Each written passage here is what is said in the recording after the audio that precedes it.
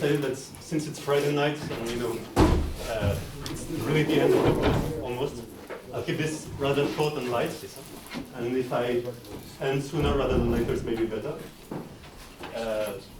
You can yell in protest if you disagree. So, yeah, no, it's fine. So basically, the first lecture I gave was about trying to give you an idea of the kind of questions you could ask, and it was very inspiring and so on and so forth. Now I'm trying to give you an idea of what kind of answers we've started giving, and hopefully it will also be inspiring to some extent. And so I apologize to people who really don't like Locavotera because there's going to be some of it here. Technically you were prepared this morning. So, in case someone would still not know what Locavotera is somehow. Yeah, okay. Thanks. Okay, so I'll start by just writing down this beast that you have seen far too many times.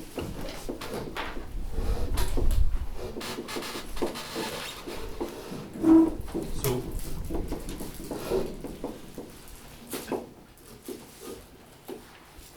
basically the spirit of why we care about this thing is it has two interesting qualitative features. So if you call this the net growth rate,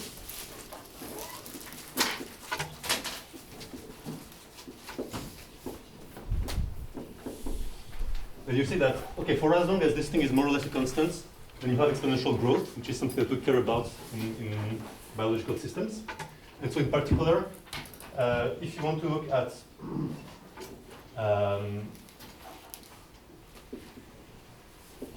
this thing here,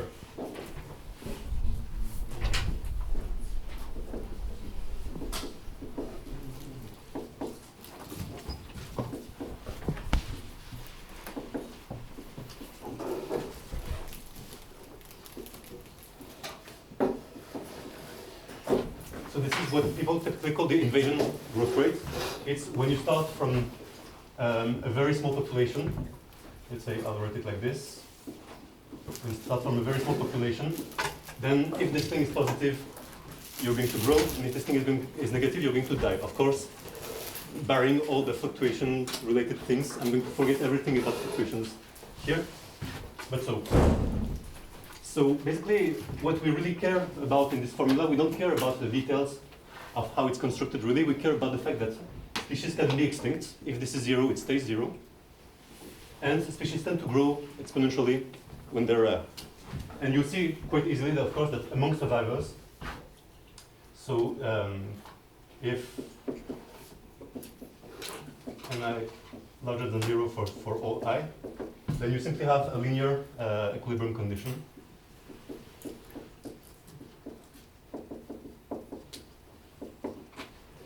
And so basically, this is the most linear model you can get, in a sense, that still has the phenomenological properties you want.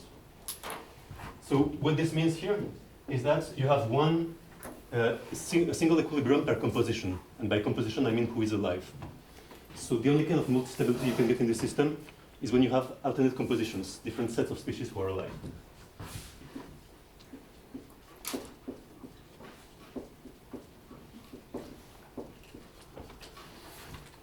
All right. So it turns out that first thing is containing the exponential. Because it turns out that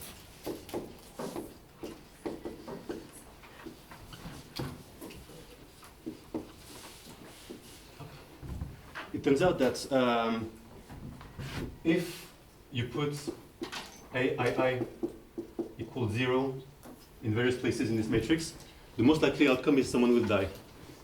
Typically, when a species does not self-regulate, only regulates others, the most generic outcome, unless you put some very specific structure in that matrix, is that some species will go to extinction. So really, it's a bit of a puzzle to know where the self-regulation comes from, as I mentioned last time. But conceptually, you could say, you can take a step back from Locavotera, and more generally, you could write something like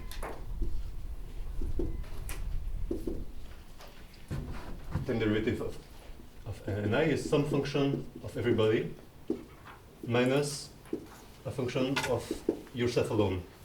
And here really, the thing is, you have two big options, I would say, to contain the exponential.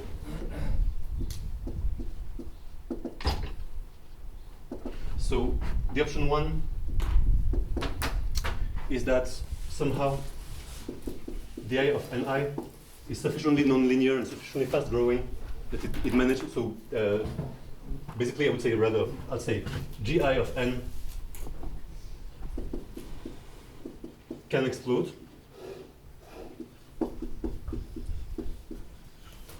but it's contained by the I.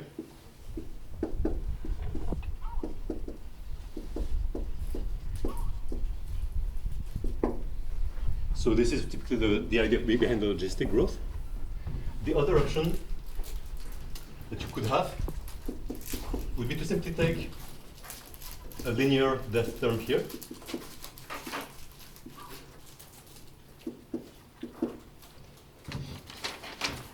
Well, I'll change it like this, let's say. But then you need G to be saturating. Somehow, not saturating, but sufficiently slow growing, let's say. And so typically in that case, what you would write is, instead of Volterra, you would write something like ni dot is equal to minus di and I plus some phi of n, which is typically what you saw before in neural networks. This is much more the assumption, the kind of assumptions that people make here. So the assumption here, for instance, in the first case, the assumption would be, let's assume that you're a predator, you're going to eat, grow, but at some point, your competition or something within your species will kill you. Whereas the other option here is that you just die linearly, so each individual dies at their own rate. But somehow, even if they could keep eating more, something will prevent them from eating infinitely and growing infinitely out of what they eat. So it's actually both achieve the same results, that you kill the exponential growth, but they really have very different microscopic justifications. In both cases, I would say you could roughly call this a kind of self-regulation, because the way to get this, so this is as in neural network, let's say, or for instance, if you had something like a predator-prey, you could say, maybe what I want here is something like this, where those exponents are low enough. So for instance, if here you put something like this, here, you might recognize something that was mentioned by Jean-Philippe, this Cobb-Douglas production function that's been talked about in economics, which basically is a kind of trick to say that we can see roughly that no matter if you have some kind of proportionality between those ends, then this remains of order, like the exponent is 1, basically. So it remains of the same order as those things, and you can have something that is well behaved. So here you would have a sum of exponents. So this is a Cobb-Douglas like idea.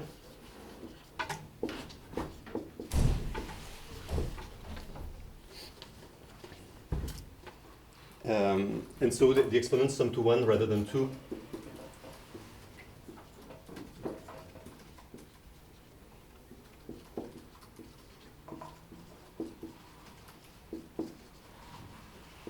Rather than 2 as in Lotka-Volterra. So basically, if the exponents sum to 2, you want something that's quadratic at least here to be able to stabilize the thing. If the exponents sum to 1, you can just have something linear here, and you're still stable. You can still be stable reasonably, like what behaves in general. Of course, yeah, all of this, what would this mean really? So what this would mean, let's say that I'm saying that I is a predator and J is a prey. It means that you don't have mass action. Somehow, the amount of eating that happens doesn't grow linearly with the number of prey. It kind of not really saturates, but grows more slowly. If you double the number of prey, you will eat less than double the amount. And same thing, if you double the number of predators, there will be less than double the number of predation events. So this could be something like what we call predator interference. So the predators block each other, and prey saturation.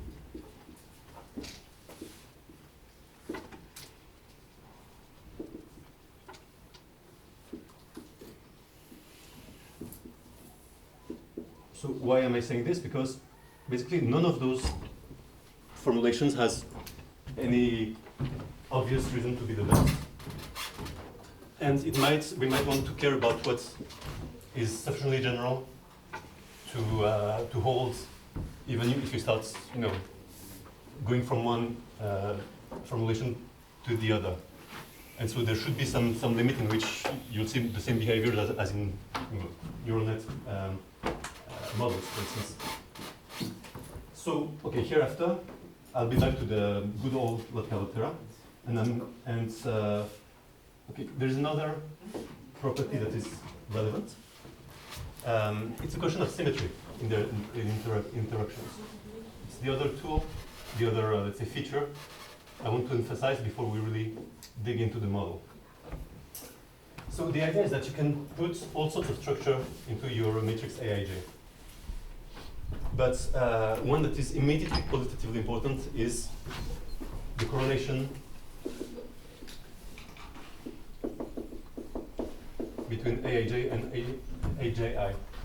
So the reason why this has been discussed a lot and why it seems relevant is because, okay, you can imagine two extreme examples that take a bit more than that. But so example one, if you have something like, okay, here I'm going to set III equals 0, bear with me, and you have something like this.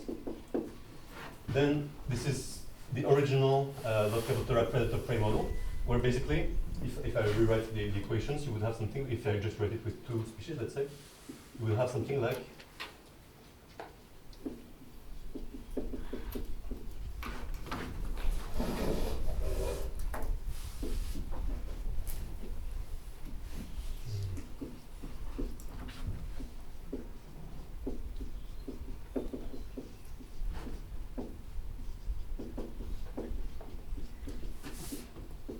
the idea here is that you have imposed a constant of motion here, like clearly total biomass is conserved.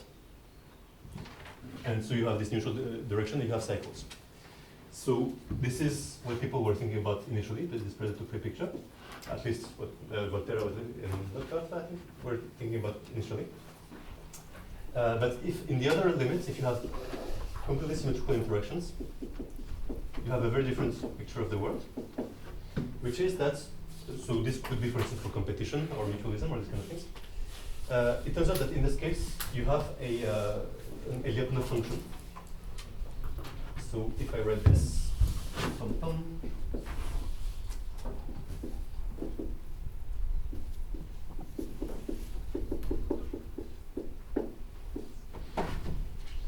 I can let you check quite easily that you have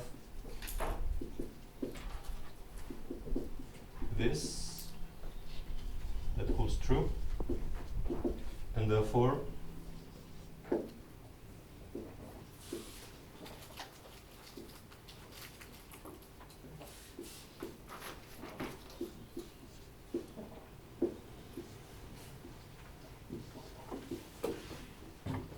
you have that the time derivative of this function is always positive, and it's basically the same as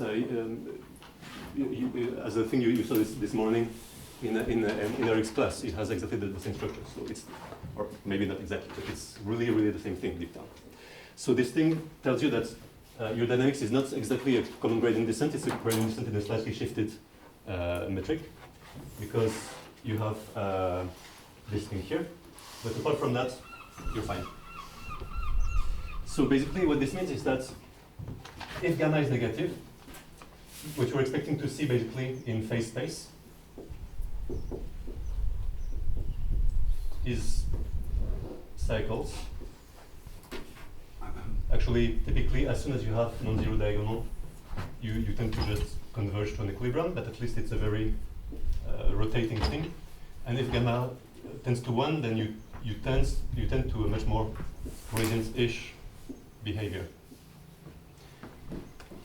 Turns out, incidentally, that if you have gamma equals to 1 and you add demographic noise, I'm not going to talk about noise at all here, but if you add demographic noise, then your system is thermal, and there is a very nice paper by some experts in the room, well, I will not name, using this kind of facts. And of course, another trivial piece of phenomenology. It's that by the rescaling I suggested last time, which is called Volterra multipliers. You can actually extend all those ideas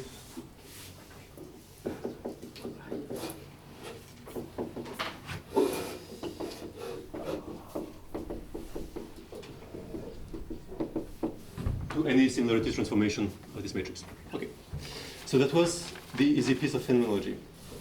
One thing that you should know, though, as physicists, if gamma is not equal to 1, your matrix is not Hermitian. And therefore, if you think about the dynamical stability of your system, just looking at the spectrum is typically not going to give you the whole information. Because now the eigenvectors, they're not aligned, they're not orthogonal, I mean.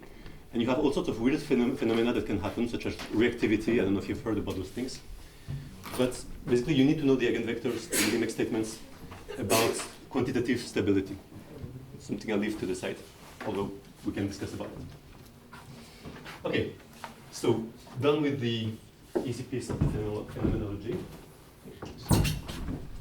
Now, let's go to what we really care about, which is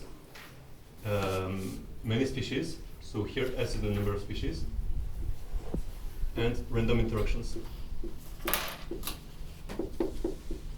And basically what I'm going to try to do here is I'm not going to try to give you the full set of what can happen in many species like Volterra, if only because I'm certainly not the most qualified person in this room to do so. But I'm going to give you the simplest route to solving things here, at least simplest in my understanding, which is we're going to do a version of the cavity method, which is, I think, basically the version that my grandmother would have appreciated, a version that only requires linear algebra and nothing, invented after 1970 or something. My grandmother was, a woman of many talents. So the cavity method, Bremer style. So hereafter, I'm just going to take a different from 0. Okay, tell me if I start to shrink too much. So, and I'm just going to factor it out because I want to be dealing with a slightly more convenient expression.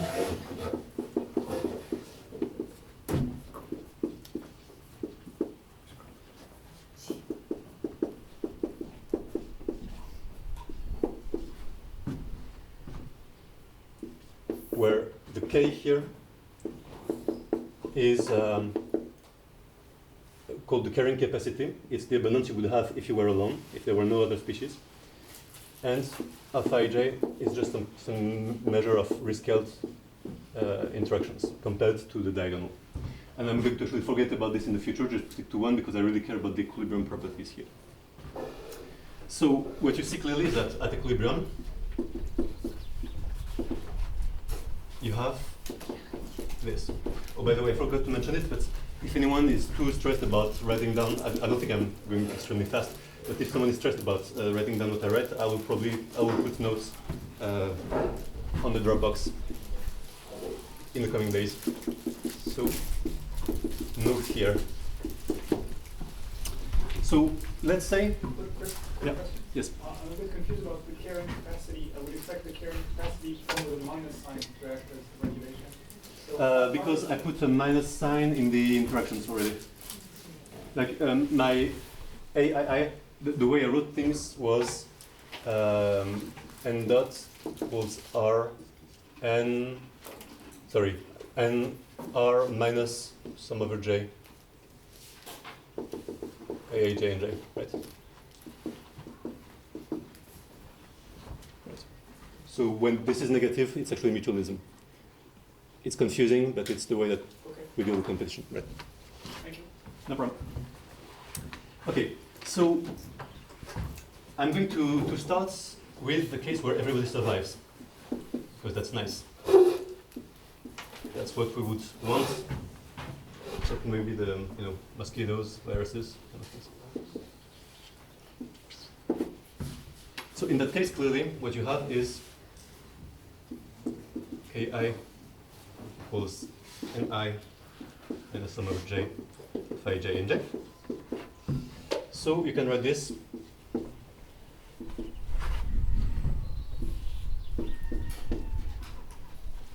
with V is simply the inverse of the identity matrix plus interactions. So really, everything that we need to do at equilibrium is invert the matrix. And that's really all there is to the spirit of the cavity method. So you can start doing it in a naive way, which is still informative, which is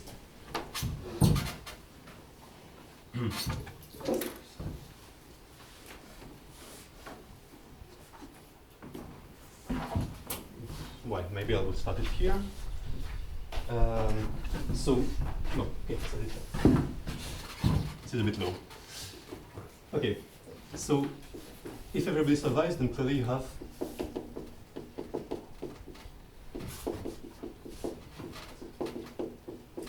this. So now imagine that there were no correlations between the alphas and the n's. So if alpha ij nj equals alpha ij, if the mean of the product is the product of the means, so no correlations, then you're done. The only thing that you know to compute the statistics here is that very clearly you see that, okay, you're going to get n is this minus this, and I'm going to put, so this is, if this were true, but of course it's not true, and you would have this.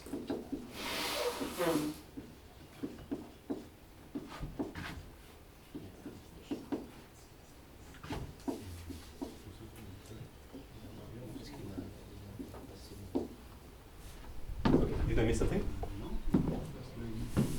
Yeah, I just substituted an NK here. Is there something weird that we did?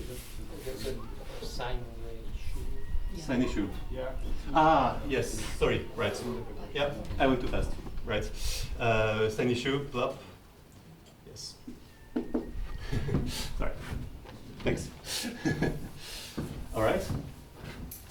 So this assumption of the interactions being uncorrelated with the abundances, if you remember, this was one of the assumptions that at some point in the course of Nicolas, there was a question about that. Why could we assume that this holds? And in fact, indeed, in general, it doesn't hold. There are situations in which it holds, but in general, it doesn't hold. Because why? Simply put, you could say there is no reason for the effect of J on I to influence Nj, but actually the effect of J on I influences Ni, and Nj depends on Ni. So clearly, those two things are going to be correlated in some way. But if they were not correlated by magic, then we're done. We can compute every moment that we want. And so clearly what appears here is we want, if we want those things to be all of order 1, let's say I say the order of k is 1, I want this to be of order 1, then clearly I need mu equals this has to be of order 1. If this is true, then this thing here is of order 1 over s, and I can ignore it. Yeah.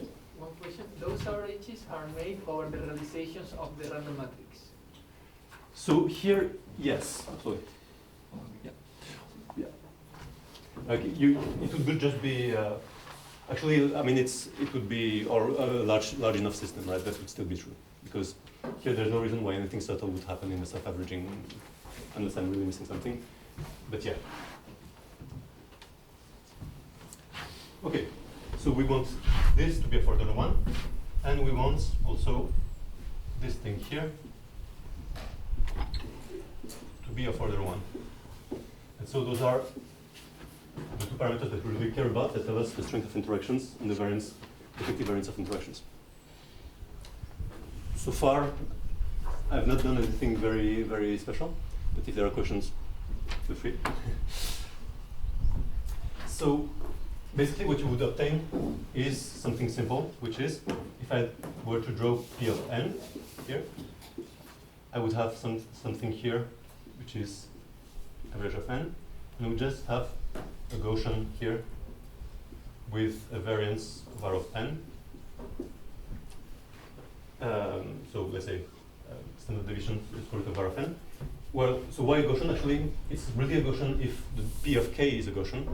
Otherwise, it's just going to be P of k convoluted with something that for sure is a Gaussian, because central limit theorem, this is a sum of many terms, and those things are uncorrelated. So there's no pitfall whatsoever.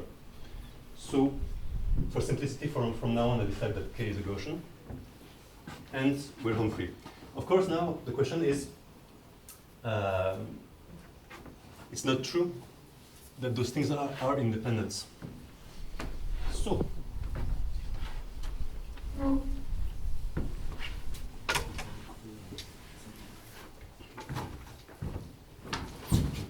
yes, please. Yeah. For a given realization of the matrix alpha, you will have oscillations, right? Each of the ni's will oscillate. Yes. I don't see how this is compatible with what you're saying, so maybe I'm not too... Sorry. Yes. I mean, okay. What I meant is the ends oscillate, but the error on the moments is of order 1 over square root of s. Right. Like the standard error on the mean and the error on the variance, they disappear with system size. But still, that thing was obtained by imposing that the n dot was equal to 0. But if the n I oscillates, that is not true anymore. Sorry, I'm not. Not in line. Yeah, no, they don't oscillate. They change, they fluctuate between realizations. This is all at equilibrium. Okay. It's stationary, like not equilibrium. Yeah. Sorry, if this isn't clear, maybe I'm doing a very bad job. So please. Because he said for a single realization of the alphas. Yeah. So for a single realization of the alphas, Yeah. Still the stationary state that you're imposing is that all the species fall into a stationary state. But if you have oscillations, then that thing it is not true. Yeah, okay. You mean if there is no stationary state? Yeah, if Right. you don't prepare exactly there will be oscillations, but can you still do things? Well, okay, my bad. So as soon as AII is different from 0 in enough places, then okay, I'm putting myself in a situation in a regime where there is an equilibrium that involves everybody. Yeah, so there cannot be oscillations. No, okay, there won't be oscillations. Yeah, there won't be That's oscillations. The answer. That's Yes, the answer. exactly. Good. Here there are no oscillations, exactly. No oscillations in time. Yeah. No neutral cycles, because we're killing them. Right. Sorry. That's my bad. So okay, of course, Aij is not independent, or rather, Nj is not independent of Aij.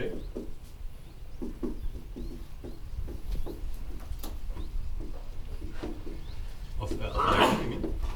So how do we deal with that? And that's where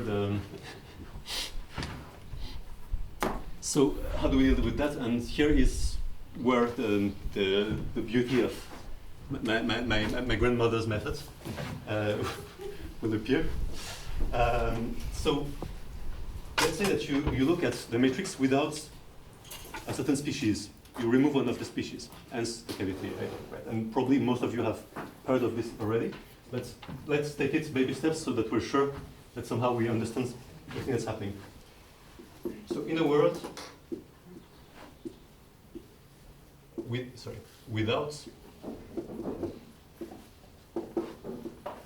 species 0, which I'm going to single out, like the 0 that it is, then necessarily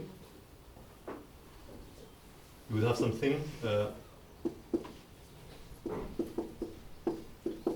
like this would hold. So what I'm saying here is that if you were looking at the community without the species 0, then clearly the abundances of the other species without that species 0 would necessarily be independent of the interactions with species 0, because clearly that species is not there. so it cannot have any influence on anyone. Okay? So what we want to do is to replace somehow this thing here. I'm going to call 1. We want to somehow do a substitution here, so that instead of having the ends that are correlated with the alphas, I somehow make appear the ends before I introduce the species here. And since, okay, so it turns out that those n, so those abundances without 0,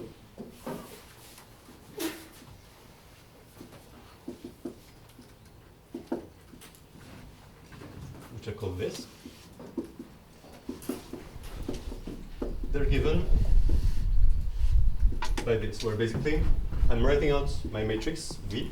Remember V is 1 plus alpha inverse, or I'm going to write it like this.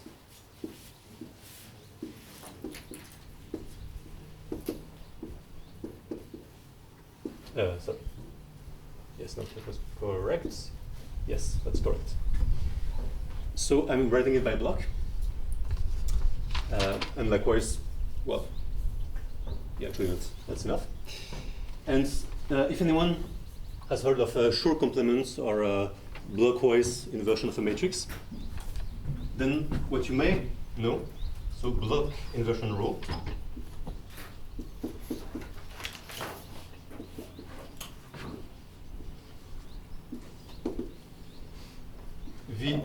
V00 is equal to 1 over, well, it would be, yeah, 1 over, here it's 1. In general, it would be like, if I call this alpha tilde, this would be alpha tilde 0, 0, but this is 1. Minus sum over ij, alpha oi, v without 0, ij, alpha g0, a0. So if you don't believe me, it's actually quite easy to recover.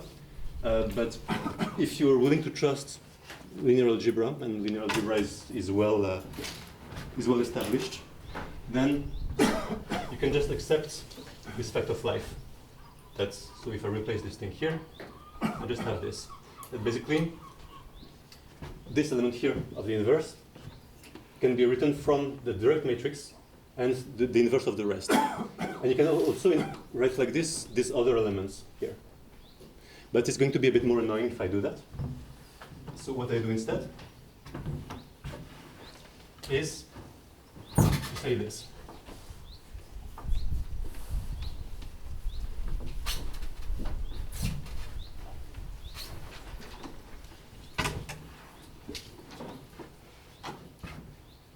What I say is that I noticed that, okay, kind of by definition, I could also have decided that those V's, I call them susceptibilities or something, whatever. Turns out that, okay, as long as everybody survives, the equilibrium of Lotka-Volterra is linear in the current capacities. So, kind of by construction, you know that as long as you don't kill anyone, you're going to have something like this that is true.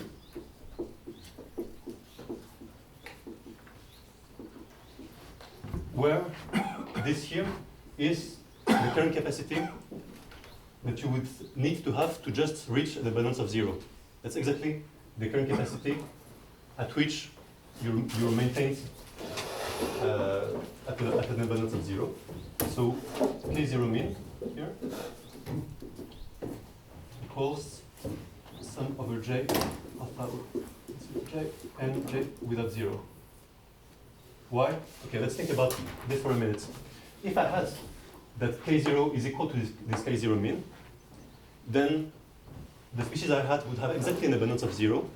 Therefore, everybody else would have exactly the abundance that they have without species 0, right? And therefore, therefore, this is the expression of K0 min. So what this means is that in general, I can just rewrite N0 equals V00, K0 minus sum over J, alpha Oj, and J minus without 0. And so why am I happy here, potentially? Well, I'm happy here because before I had the balances that species have when species 0 is here, which would be correlated with interactions, whereas here, clearly, those two things are independent of each other.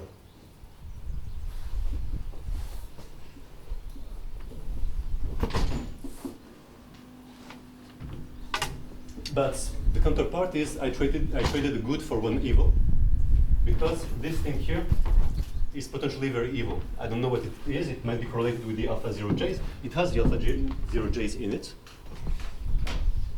So there's no reason why this expression here would be in any way easier to manipulate than when we had before. So why did I care about this?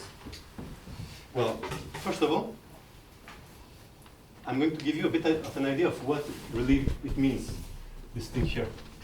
And maybe it will also clarify this writing here.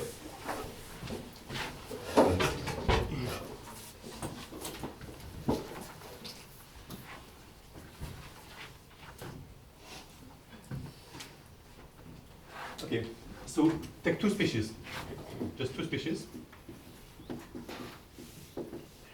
Then it's quite easy to solve the equilibrium Log-Cavalterra with two species. You can be convinced quite easily that you have this.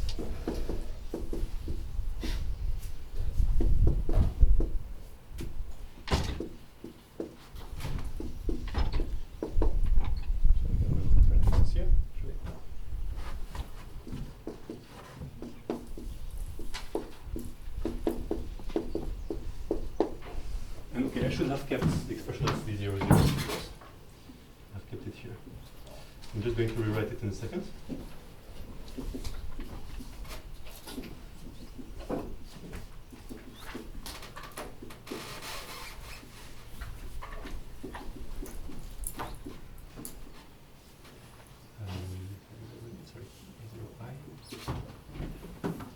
Okay, so what you see here is simply V1 is the N1 over the K1 is 1 over 1 minus alpha 1, 2, alpha 2, 1. So clearly, it's not that hard to see that this is just an easy case of that, right? No magic in there. And it's not so easy to see what it means, basically, right? It's all the feedback loops that happen in the system. Basically, what I can do is draw this nice little drawing here. If I write K1 here and N1 here, and I'm going to use this. So this is N1 equals K1. So this is a solution for N2 equals 0. This is a solution N1 equals 0. And as soon as you reach K1 min, here is simply well, yeah, well, whatever, it's actually not very important. Then you have N1 equals V1 K1, what am I doing here, sorry? Yeah, K1 minus K1 min. Right. Yes, please. Sorry, in the red, is it supposed to be K2 or K1? Sorry, my bad. Yes, I should write better. I apologize. So this is the unstable solution where the species is alone. This is the unstable solution. This is stable here and unstable here.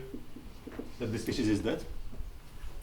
And this is the stable coexistence solution where both exist. So it's a simple bifurcation diagram with a transcritical bifurcation.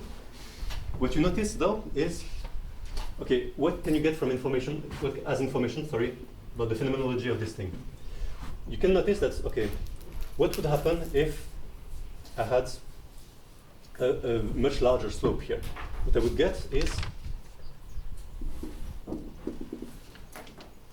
something like this. So K1 and 1, sorry, 1 1 min. So basically what happens is if v11 is larger than 1, then eventually there will be a point where the abundance of ni n1 grows enough that it kills the other species, and now it's alone in the system. Is that reasonably intuitive as a representation of things? Yeah? So basically what we're doing is we're looking at branches and their stability in a bifurcation diagram, right? So this is unstable, and one alone is unstable up until this point where it's stable. If I had, in fact, something where here v1 goes to infinity, then what happens is that as long as I'm too bad, then only, as long as species 1 is bad competitively, then only species 2 exists. So 2 alone. And as soon as 1 is good enough, then it's 1 alone.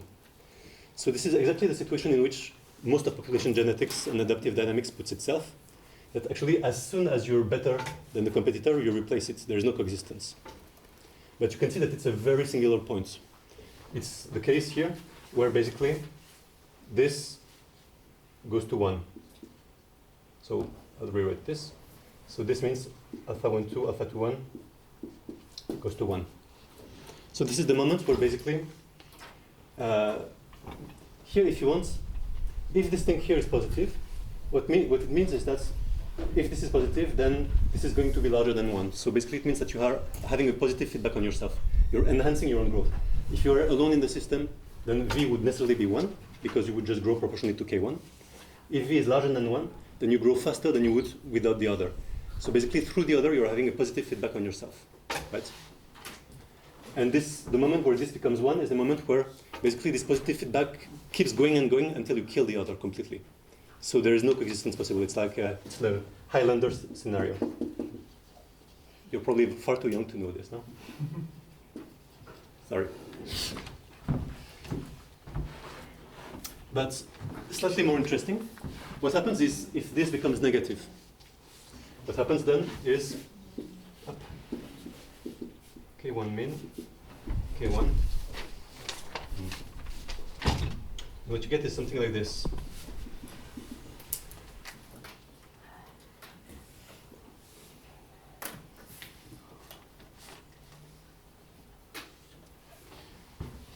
So if V1 is negative, what you get in fact is bistability.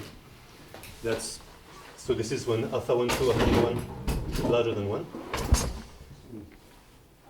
So in fact here, okay, what happens is that you have a region here where either 1 dead or 1 alone.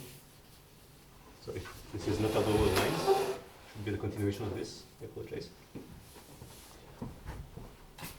Are the two solutions. So basically, this susceptibility here and how it behaves is going to tell you something about the multi-stability in your system. Okay, so now back to S large. Keep this picture in mind somehow, but back to S large. What happens with S large is that, and I'm almost free, yeah, will be fine. It turns out that this thing is very self-averaging. And I'm going to explain why in a second. It's that, okay, if you look at what is in here, you can split, it's the same trick as you have seen probably many, many times. The only thing that's nice is that since this is real linear algebra, there's no approximation required up until this point. Or if there is one, I haven't seen it. That's very possible also.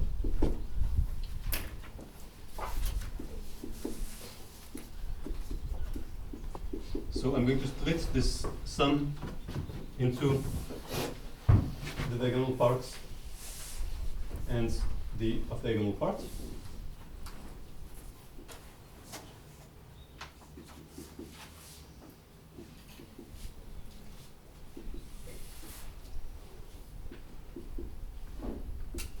And now remember that those things are independent, so this is going to be simply 1 over 1 minus average of V0 diagonal. And this here the average of alpha 0 I, alpha I 0, it's going to have the variance in it, and it's going to have this correlation coefficient in it. So it's just this. And here I'm going to ask you to suspend disbelief for a second when I tell you that this thing here is negligible. And the reason why it's negligible is that those two things, they're independent of each other. This is also independent of them. It turns out you do have a double sum here. But so in principle it could bring you, I mean, okay, you're going to get something of order 1 over s squared here. You have of order s squared from the sum. But this thing here, this off-diagonal term, it's of order, this thing is order 1 over square root of s. And if you believe me for a second, if you believe that this is true, you'll see that it's self-consistent, because basically this is not so different from alpha times v. Free approximation, whatever, something like this. So, yes? Just one, so you say that, but you wrote, so Yeah. alpha 0 I, alpha I 0. Oh, sorry. Yeah, Yeah, yes, you thank say, you. you say alpha I 0. Yeah, absolutely, sorry. Thanks for the correction. Right, so what this is saying here is that imagine that you introduce a new species into the system, then its V00 is going to be given by something that is deterministic, that has negligible fluctuations in the large S limit.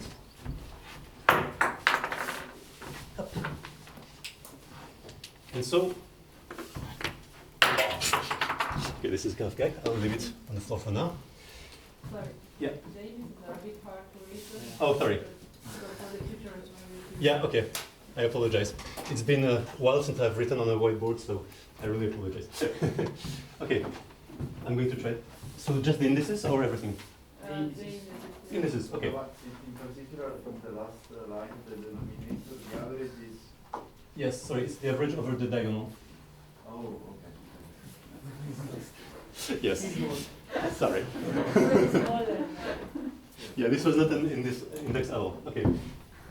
Maybe I should not be trying to write at the bottom of the whiteboard. So I'm just going to rewrite it here. The way you have V00 is equal to 1 over 1 minus V without 0 diagonal, sigma square gamma. And so there's no reason why this one would be special, right? Compared to those, if you just shuffle who is 0 and who is not. This I'm going to call V, and you just directly get this. So, okay, what does this mean really? What am I saying here? Plus order 1 over square root s. What I'm saying here is that although it was worthwhile to go through this susceptibility. Like, why do we go through this whole weirdness of introducing the inverse of the matrix and everything? It's because it turns out that while something like this still has fluctuations, so the var of this is order 1, it turns out that the var of VII, which is in fact something like 1 minus sum over j alpha iji plus plus minus sum over jk alpha ij alpha jk alpha ki plus blah blah blah blah blah. This thing here, it has actually negligible variance, or it's order of 1 over s. So this means that basically the outcome of the interactions has significant fluctuations because we want to not be in a naive mean field where everybody has the same abundance. But the inverse of the matrix has stronger self-averaging properties because in a sense you have many more pathways happening in here, and they happen to be sufficiently incoherent that this thing here is well behaved. kind of. Okay. And so now, why is this good? Because now, this thing here, oh, I'm just going to rewrite it rather than erase like this. I'm just going to keep this. And now what it turns out that the abundance of species 0, it's simply a constant which represents the feedback that everybody perceives in the community.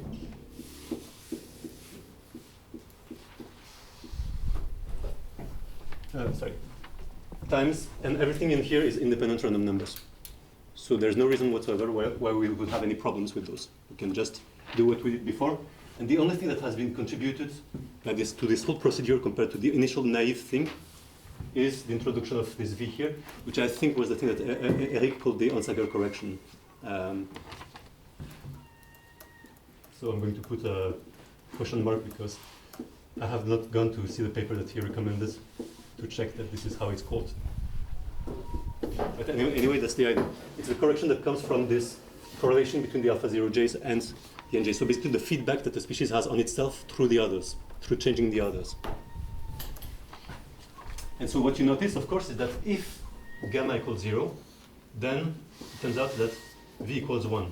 So previously, we were correct in the neural network case to ignore these correlations, to just deal as if the things without the -0 were uncorrelated with those, because in fact the correction that comes from this turns out, if your elements are asymmetrical, to disappear.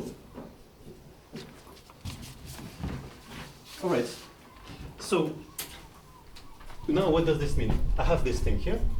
What it means is that if I look at the abundance distribution predicted like this of my invader, or my whatever, my added species, it's going to behave something like this, right? It's a Gaussian with an average here, which is just the usual thing. It's solved. Okay, I could rewrite the things, but you saw them from in the naive case. It has this variance, and of course, everything I've said so far was assuming that no one dies, which is true only if this thing here is negligible, right? Because this is the probability that the new species will die. So, okay. Let me try to explain now in really a few words. I'm not going to go in detail in there, but how we account for those dead species.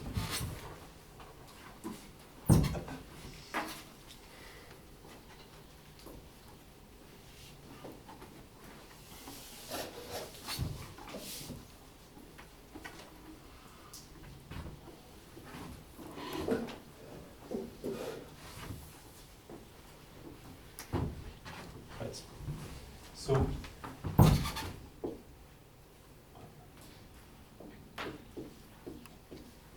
dead species. Oh yeah, sorry. Before I put dead species, I should just note a thing, of course, is that, okay, it's worthwhile typing this in a second. Now I have the moments of this N0 thing here. Let's say if I just take the average, it's going to be this, right?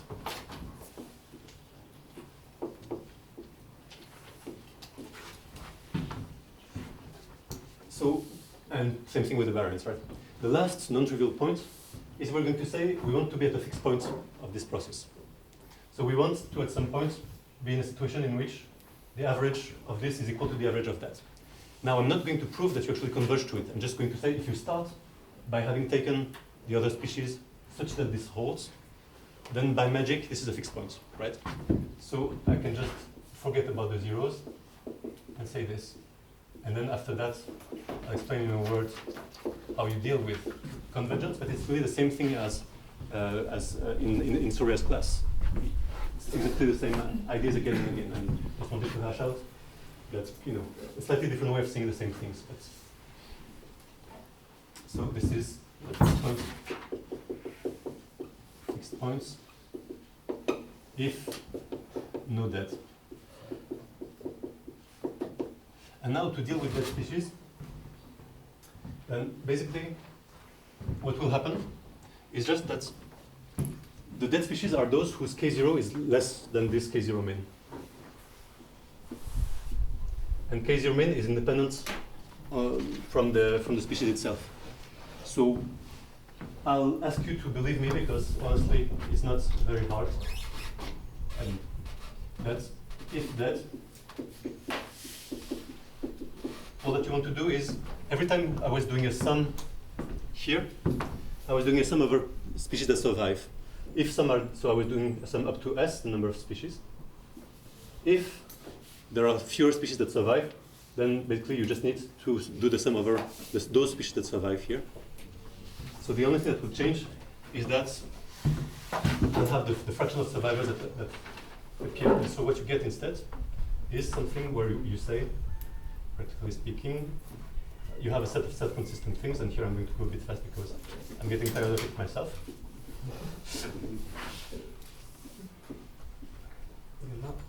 And I'm going to call this ends with nk is equal from infinity dk p of k integral minus infinity up to k dk min p of k min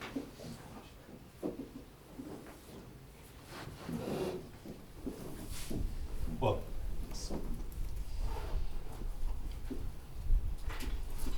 k minus k min to the power of k. This is just n to the power of k. And I just want to only integrate over those who have who survive. So those for which k is larger than k min. So what I end up saying is that basically, instead of having a Gaussian like this where some species are dead, I'm just going to remove this and put a delta here. And this delta, the weight of this thing, basically the weight of the non-delta part is just this thing here, which is the fraction of survival.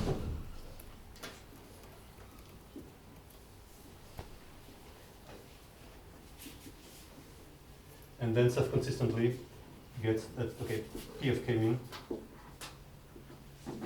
is a Gaussian with, I can write it, but it's probably not very, very hard. It's just this, so it's just mu n and variance sigma square n square. Yeah. So okay, that last part was a bit hasty. Nevertheless, what you see is that the only thing that changes conceptually from what you saw before in the various applications of mean field is that here you just want to deal with the fact that some species are going to be dead. You want to remove them from your sum. You want to put them in a special little world of their own. So the last thing I want to say, and I'm going to switch to the computer for that.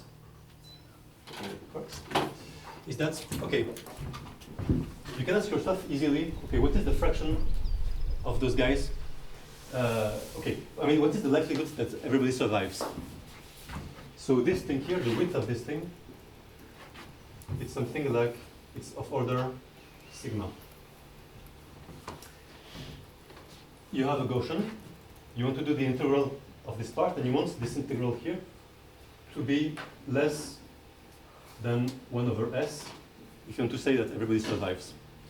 So actually, it's quite easy to see, I guess, that you will need something to behave like this if you wanted everybody to survive.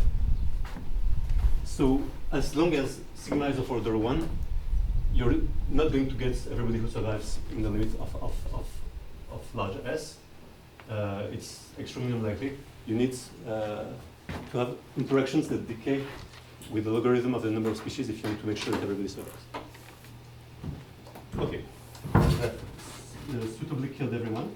I think I can switch to arguing the following.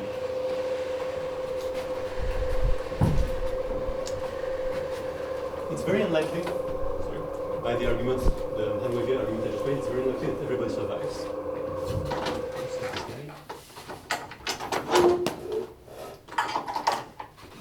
But also, the fraction of survivors is of order 1, which means that in the limit of s goes to infinity, then you have potentially an infinite number of species who survive. So you can get many species to survive together. But if you drew the instructions at random, they would not survive together by the argument I just made. Which means that the survivors, they cannot have completely random interactions. Their interactions must be correlated in some way that allows them to survive magically. And now let's see if I can get this to. Oh, should I turn it or something? Take it as well. Peut-être c'est lui qui a fermé le clapet. Ah, c'est le clapet. Oui. Ah, c'est vrai que ça marche pas. Ça marche. Ouais. But maybe now.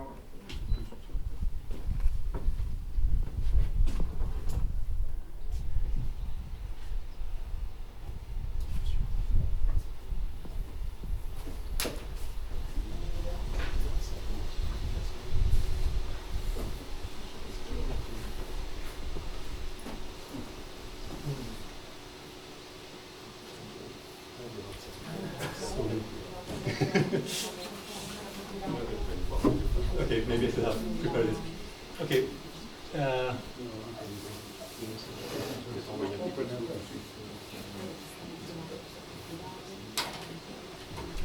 Okay, wait while this is getting started. It's coming, okay. So I apologize that I realized I wanted to dazzle everyone with my whiteboard skills. I realized that it was probably not the best strategy. But okay. That was really good for me. Thank you. Okay, I can take care of it. Great. Thanks. Yeah, good enough. Okay. So now I'm going to try to give you some empirical evidence for this whole weird statements that I've been making for a while. So first of all, I'm going to just do a change of variables, because it turns out that in the experiments, it seems like the better variables are not the n's, but the n over k's. It turns out that n's and k's, they have a wide distribution in experiments. The n over k's have a narrower distribution. What this means really is, basically, this eta is how much of your carrying capacity are you occupying at a given time. Right, so basically, between those n over k's, you get still a curvature equation. You can forget about this detail if you want, but the point now is I'm going to make the claim, and you're going to have to trust me, that in the same way that I computed the moments for n, I could compute the correlations between various things through the same cavity calculations. And in particular, I can show that among survivors, so I should probably have put, well, I'm going to put it here. Among survivors, I can ask myself, okay, what is the probability of alpha ij given that ni and j are both positive? And this is not going to be the same, so this is going to be different from the bare probability of alpha ij. Right, by the argument I just made, that if it was really random, then species will not survive together typically. Not all of them. So in particular, it's quite easy to show that. And so here I do the switch, right, from alpha to beta and from n to eta. It's not that hard, it's a bit laborious, but it's not that hard to show that among survivors, amongst coexisting species, your interactions are going to be biased. What's going to happen is that now the average interaction between species I and j, it's not anymore independent. So this is, you have species here, and I'm asking like, if those beta ij's were independent numbers, this here, the expectation of beta should be the same for everybody. So should be independent, right? In fact, it's biased. What happens is you have this kind of Hebbian-ish structure here, a kind of bilinear structure, where the interactions between two species are biased according to their abundances. So what happens is that basically more abundant species compete less with each other on average, and they compete more against rare species. And rare species, they're not biased because they don't do anything that really matters, they're rare. So the rare species, you could still draw their interactions completely randomly in an uncorrelated way, and everybody would still survive.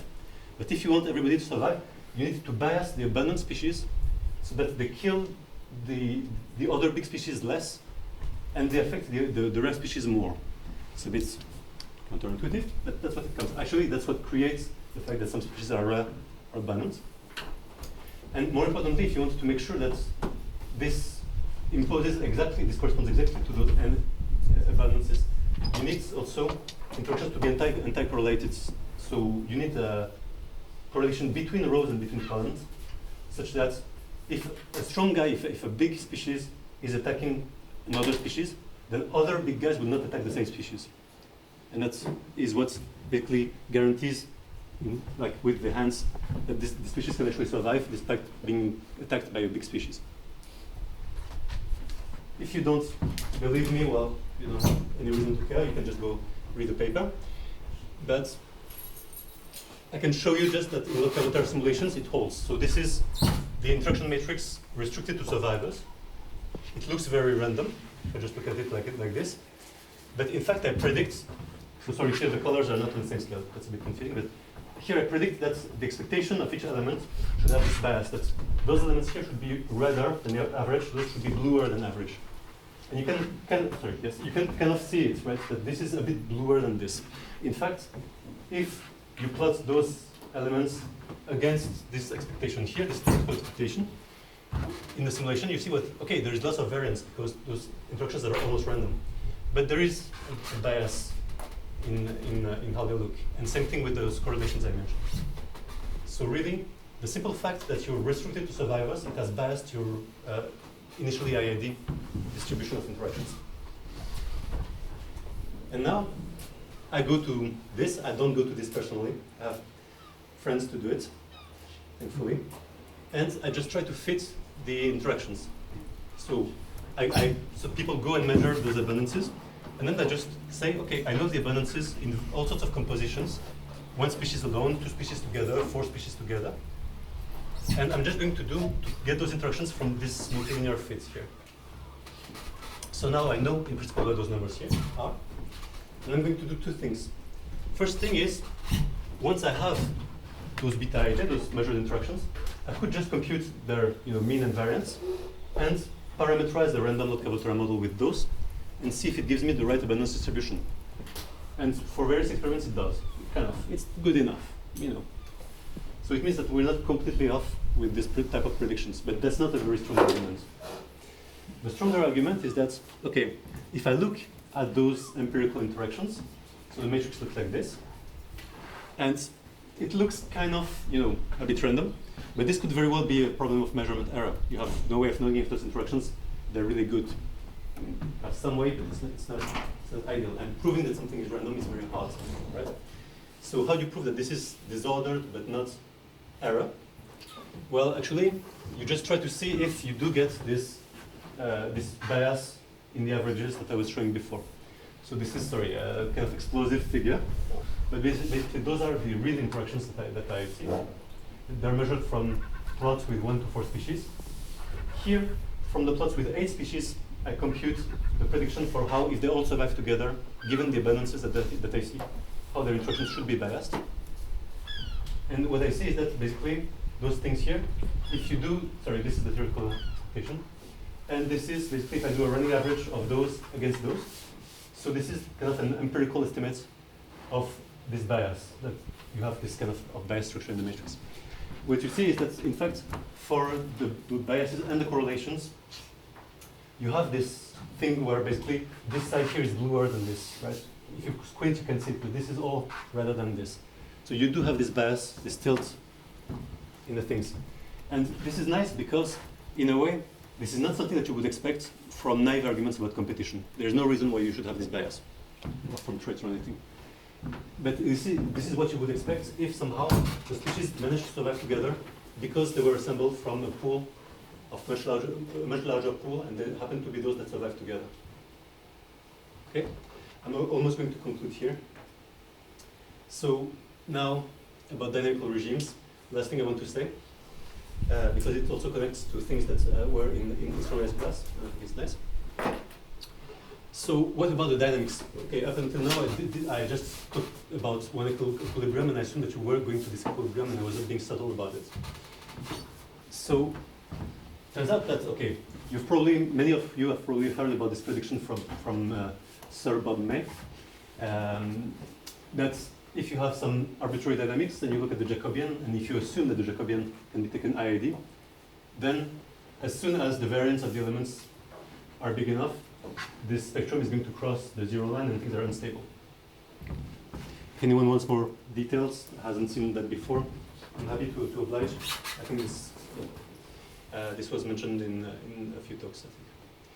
So the problem with that picture, so that picture tells you that if your system has large enough combination of number of species and variance of the interactions, this is the Jacobian, but conceptually the interactions, it should not be stable. So this stable picture I was giving you should eventually fail when sigma of this is big enough.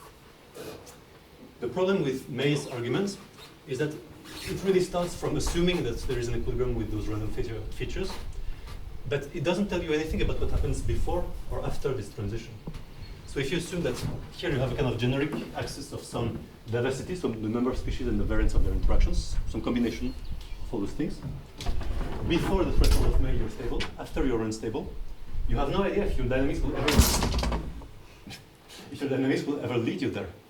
Like maybe before, up until this point, you're still stable according to May, but everybody goes extinct for all sorts of reasons. There are other phases, all sorts of things that can happen. Like qualitative transitions before there that could make you lose coexistence, and potentially if you lose coexistence, this adds structure in the matrix. And if the matrix is structured, there's no reason why this random argument should work anymore. So it would be very possible that May's argument is destroyed by the fact that some species go extinct before crossing the May threshold, and this creates structure. The other thing is, it doesn't tell you anything about what happens beyond the May thresholds. Now you know that your equilibria, assuming you could reach it, you know your equilibria, they're unstable. But you don't know if it means that you're dead. Maybe you're surviving in a fluctuating state, right? So maybe you have cycles, maybe you have chaos. There's no reason to say that this threshold is really a limit for how big diversity could be.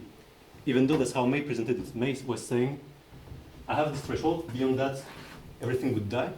Therefore, nature must do something to allow big systems to exist, because we see systems that are bigger than this, or that feel bigger than this. But that's not guaranteed. And so what Voltaire gives us is a different picture. And actually it's quite of a generic picture for, intuitively at least, not provenly so, but it's that if you increase the correct measure of how different species are and how many of them there are, some combination, then at first everybody survives up until this logarithmic threshold. Then some species will go extinct, but you still have a stable equilibrium. And then eventually you cross into a regime where you can get different things. You're definitely typically out of equilibrium. The most generic thing you would get is typically chaos at large dimension. At low dimensions, if you run simulations, what you get here is more cycles. And if you happen to be in the case where interactions are exactly symmetrical, then it's neither. It's only marginal fixed points, and there is a nice paper by people in the room about this. So basically, you see that it means that there is something interesting happening long before the transition that May was talking about, which is these extinctions. But somehow, so we know there is structure among the survivors, but magically, this structure does not destroy the May transition. Even though your interactions, they're not IID anymore, May argument still happens to hold, because essentially the structure that you're adding is low rank. It's going to move a few eigenvalues, and they're not moving in the wrong direction. So the bulk argument is still, this is actually from a simulation. You don't even see the difference between the spectrum here and a random spectrum. Turns out that if you really push it, you could see two low eigenvalues moving out of the thing. I think one here and one somewhere tends to stay in the bulk. you can prove that it's not going to cross the boundary before May's criterion. But beyond May's criterion, then you can survive. In fact, you can survive in this chaotic state. And really, this prediction of chaos, I'm not going to go deep into it because it's very much the same computation as in Surya's class. It's this whole dynamical midfield picture, which was done very nicely by Felix Roh. And it really behaves like, okay, you have this mean field theory, where now you have a single effective species, and it just has some kind of memory and noise. And this memory and noise, they're self-consistent, right? So, and in the chaotic regime, you have this memory is finite. So what this means is that, as I was mentioning in the first lecture, the impact of other species, it will turn out to be a kind of multiplicative, so environmental-like noise. And it's not so easy, even though you know some kind of statistics about this noise, it's not so easy empirically to go look at it and to say, okay, clearly this noise is going to come from species rather than from the environment. So the most obvious difference between the environment and endogenous chaos is that endogenous chaos, it has this self-consistency thing, and in particular, it's going to increase with the number of species. So this is here the intensity of this noise induced by other species. So it starts at 0.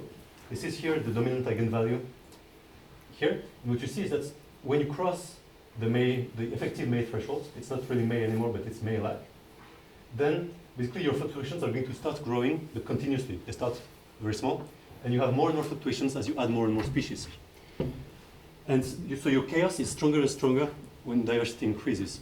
What this means, in particular, is that species are going to be less and less correlated the more of them there are. So one possible smoking gun for chaos in experiments would be that correlations between species decrease with diversity. And this is really, really counterintuitive. Why? Because basically what I just said before, so in the first part of these empirical evidences, I proved randomness through the presence of correlations between survivors. And here I'm telling you, I would prove collective phenomena by the decay of correlations with number of species. Right? To be clearer about this idea, if your correlations came from the environment, then adding more species in the system should not destroy that, right? You should not have a decay of that. Of course, you can always,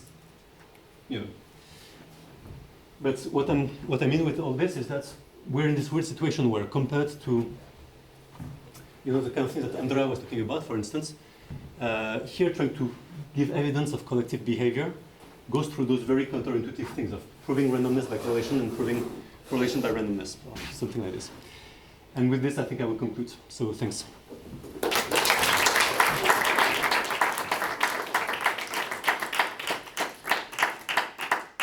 Questions? No? Yeah. I had a question on your previous point. So you changed variables by dividing by ki. Yeah. So if your ki's are all the same, do you still see this bias in the matrix that you obtain? Yes, absolutely. Okay, so it's not due to the fact No. that the carrying capacities are different. No, in fact, so basically, I mentioned a thing that's actually quite cute in a sense, quite nice and surprising. So this bias, you would get exactly the same bias if you were just computing what is the most likely distribution of beta ij, conditional on the equilibrium condition. So what I mean here is,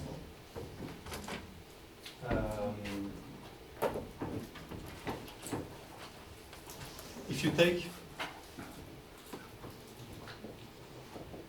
Gaussian ID this, and you condition it with linear constraints, which are 0 equals 1 minus eta I minus sum over j, beta ij, eta j, then this will exactly give you those things. So if you were not looking at etas, instead what you would have is a k here and an n here, and a sum over j, aij, and j here. And so it would just change, like the distribution of k would enter a bit in this, but it would not change the spirit of the thing. The spirit of the thing comes only from this requiring the equilibrium. And sorry, there's no obvious reason why this would give you the same result as the correlations that arise from the cavity method, from the dynamics. What this means, in the sense that the two give you the same result, means that whatever Lotka-Volterra is doing is just going to the most likely way of biasing your interactions to make sure that everybody survives. It's not creating any fancy structure. It's not introducing biologically meaningful things. It's just deviating the least it can from the disorder to ensure that things survive. And we don't know why. But it's good. Yes, please. Can you avoid the current capacities that many models are assumed to be just one number that is constant? I don't know how much success do experimentalists have measuring how much the carrying capacity of the system is, and how the interaction between the units that live in the environment and the environment are able to shape the carrying capacity itself. Yes. So actually it turns out that there is a big layer of abstraction here, well, in Lotka-Volterra, which is that somehow I decided that the carrying capacity are fixed. Interactions are independent of the environment. All of this is false, right? It has no reason to be true. Just turns out that phenomenologically it kind of works. And so in the experiments I'm showing, those are experiments in which if I measure the carrying capacities and I infer the interactions more or less like this, and I do that on, let's say, pairwise competition, I get a reasonably good estimate of what happens in 8 species competition. So somehow it means that, the model is probably not true, but it's good enough in the regime that we're looking at, where, to be fair, those are squares of 1 meter by 1 meter. The environmental fluctuations are, it's as controlled as you can be while still being plants, which is not very controlled. Like, you have insects doing whatever they want in there, you have all sorts of problems. But still, it's really, this abstraction works in those experiments. Yeah. Other questions? All right, if not, I would like to thank Matthieu and Sylvia for their very nice introduction to the ecological system. It was really great.